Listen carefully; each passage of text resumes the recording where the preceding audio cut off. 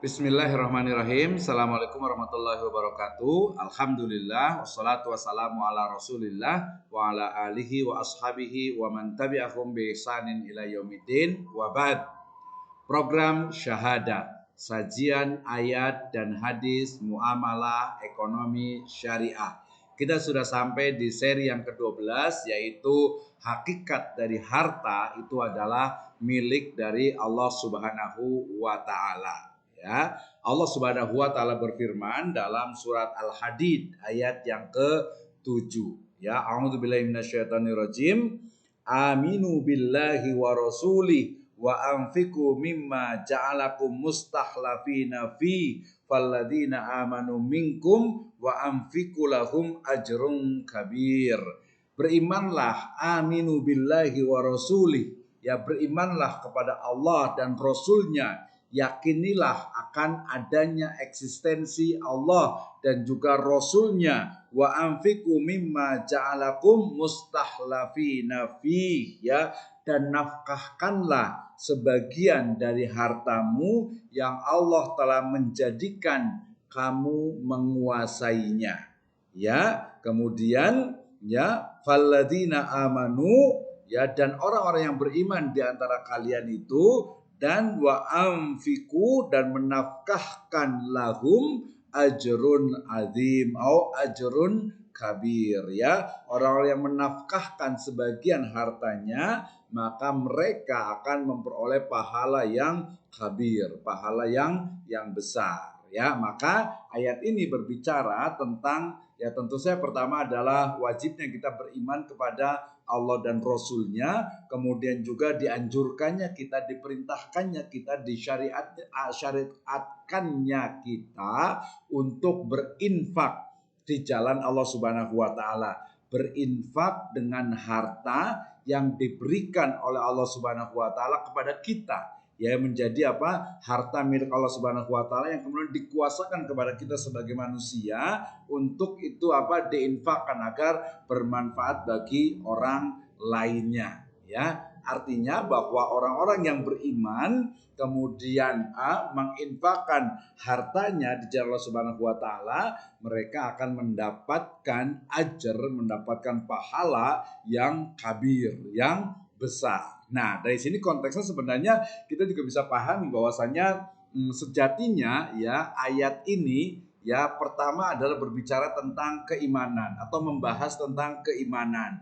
Dan keimanan itu nanti ada salah satu implementasinya dalam bidang harta atau terkait dengan harta, itu adalah menginfakkan harta tersebut yang hakikatnya adalah milik dari Allah Subhanahu wa taala kepada, atau di jalan Allah Subhanahu wa taala, diberikan kepada orang-orang yang membutuhkannya atau diberikan kepada pihak-pihak yang membutuhkannya. Nah, kemudian terkait dengan hal ini, hakikat dari harta itu adalah milik Allah Subhanahu wa taala, sebuah hadis dari Nabi Shallallahu alaihi wasallam di mana beliau bersabda, al muslimuna syuraka'u fi salasin, ya, fil ma'i wal kalai wan nari wasamanuhu haramun, rawahu Ibnu Majah an Ibni Abbas. Ya, Rasul Shallallahu alaihi wasallam bersabda, umat Islam, masyarakat muslim, ataupun juga dalam riwayat lainnya itu adalah manusia, itu berserikat, ya, memiliki atau bersama-sama mempunyai hak atas 3 hal, ya. Yang pertama adalah nar, yaitu api, ya. Yang kedua adalah apa? Ma, ya, air, gitu ya. Jadi pertama kalau mengikuti fisalasin, ya, filma. Jadi pertama itu adalah air. Yang kedua adalah kala itu adalah apa? Padang rumput. Dan yang ketiga adalah nar atau api, ya. Dan menjualnya itu adalah haram, ya. Artinya bahwasanya, ya, benda-benda 3 benda ini, yaitu air, kemudian padang rumput, kemudian api, itu sejatinya adalah milik bersama dari umat Islam, dari umat manusia, gitu ya. Jadi milkiatul ammah, maka memperjualbelikannya sejatinya itu tidak diperbolehkan. Nah, air kenapa? Terkait dengan kebutuhan pokok dari manusia. Ya, manusia itu tidak bisa hidup tanpa adanya air tentu saja, sehingga kemudian memperjualbelikannya itu tentu saja sebenarnya tidak diperbolehkan. Kepemilikan secara private dan mengakibatkan kemudorotan bagi masyarakat umum, maka itu tidak diperbolehkan. Demikian juga padang rumput ya. Pada masa lalu padang rumput itu adalah tempat untuk apa? Ya untuk menggembala hewan ternak, sehingga tidak boleh dimiliki oleh satu orang gitu ya. Tapi kemudian zaman sekarang bisa kita luaskan lagi maknanya, berarti segala tempat yang itu menjadi public space gitu ya, menjadi apa? Kebutuhan bersama umat Islam atau kebutuhan bersama masyarakat, maka itu tidak boleh dimiliki secara pribadi ya. Misalnya mungkin taman gitu ya, kemudian juga tempat-tempat yang memang umat Islam masyarakat itu membutuhkannya untuk secara bersama-sama menggunakannya ya. Dan yang terakhir itu adalah api ya. Api itu adalah ya, api waktu itu sebagai sumber penerangan, sebagai sumber juga apa? Energi gitu ya. Berarti dalam konteks sekarang berarti segala hal terkait dengan apa? Kebutuhan dari umat manusia, terutama mungkin ya boleh kita maknai dengan BBM, bahan bakar minyak, kemudian juga gas, kemudian juga mungkin energi-energi terbarukan yang memang menjadi sumber kehidupan selain dari air ya.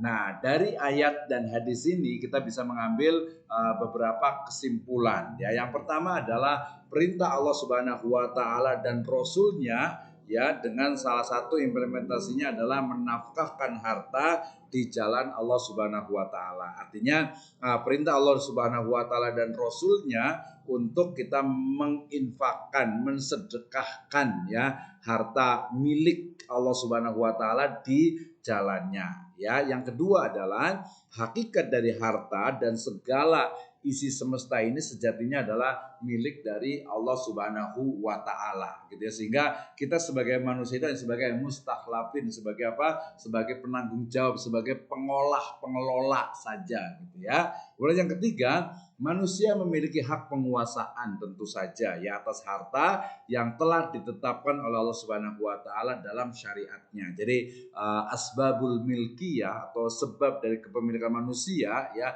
itu diperbolehkan selama sesuai dengan apa? Aturan syariat dari Allah Subhanahu wa taala ya. Yang berikutnya, umat Islam berserikat, artinya itu bersama-sama ya dalam memiliki air, kemudian padang rumput dan juga api ya, termasuk berbagai harta benda lainnya yang menjadi kebutuhan hidup orang banyak ya, seperti jalan raya, kemudian jembatan, kemudian sungai, kemudian taman dan tempat-tempat lain yang menjadi kebutuhan bersama ya masyarakat ya. Kemudian berikutnya, ketiga jenis harta tersebut tidak boleh dimiliki dan dijual oleh individu karena merupakan kebutuhan pokok dari manusia ya.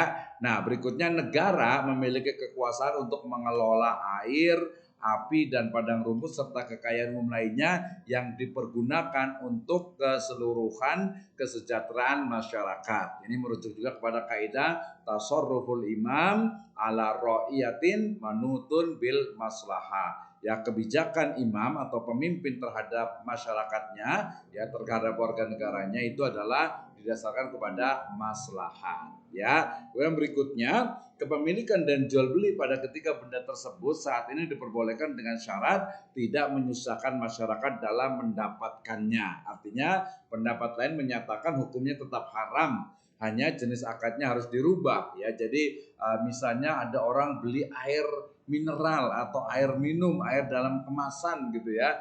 Nah, itu boleh nggak tuh? Sebagian mengatakan boleh, tapi pendapat yang benar adalah tidak boleh, merujuk kepada teks ayat tersebut gitu ya, teks dari riwayat atau hadis tersebut, sehingga kemudian ya dirubah, bukan membeli air tetapi membeli jasa penyediaan, packagingnya, layanan dari air minum tersebut. Nah, merujuk kepada ayat dan hadis ini maka kita memahami ya hakikat dari harta itu adalah milik Allah Subhanahu wa taala. Ya, manusia hanya memiliki kekuasaan ya, memiliki kekuasaan yang harus dipertanggungjawabkan di dunia dan akhirat, dan gunakanlah harta itu, harta yang dikuasakan Allah Subhanahu wa taala kepada kita ya, untuk selalu ya menggunakannya di jalannya, baik itu dalam bentuk zakat, infak, sodako, wakaf, dan juga akad-akad yang lainnya. Ya, penguasaan terhadap harta dalam Islam secara individual atau fardiyah jamaah dalam 3 hal, yaitu